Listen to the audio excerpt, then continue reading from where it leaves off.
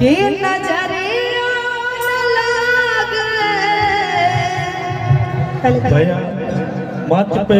जितने भी दूल्हे सरकार के दोस्त यार हैं उनसे भी आग्रह है कि थोड़ा खाली कर दे और आगे में भैया थोड़ा साइड हो जाइए आप लोग।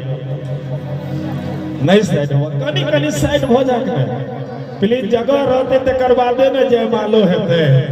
कि या दूल्हा सरकार के इंतजार करे अपने सब कनी कनी खाली कर दियो भैया प्लीज कनी कनी खाली कर दो तो बड़ मजा आए। आओ कनी कनी दोस्त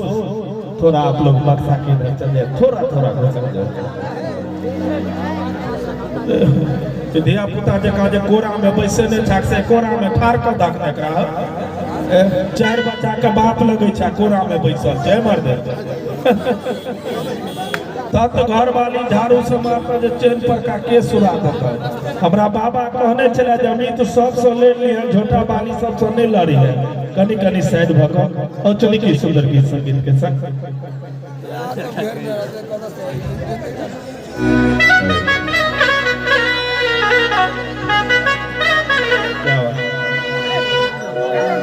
कि नजरिया न लागे नजरिया न लागे मोर बबुआ को नजरिया न लागे मोर बबुआ को नजरिया न लागे नजरिया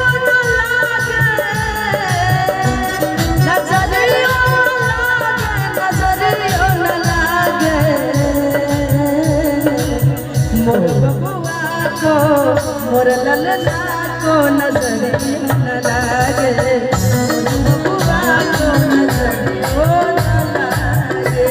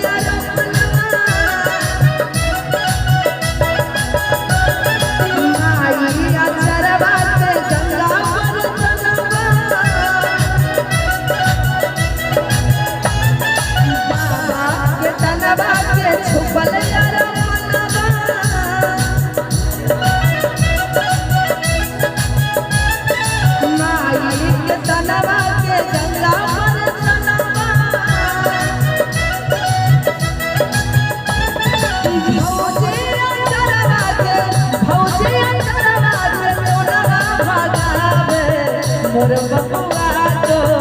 मोर बबुआ को नजरिया न लागे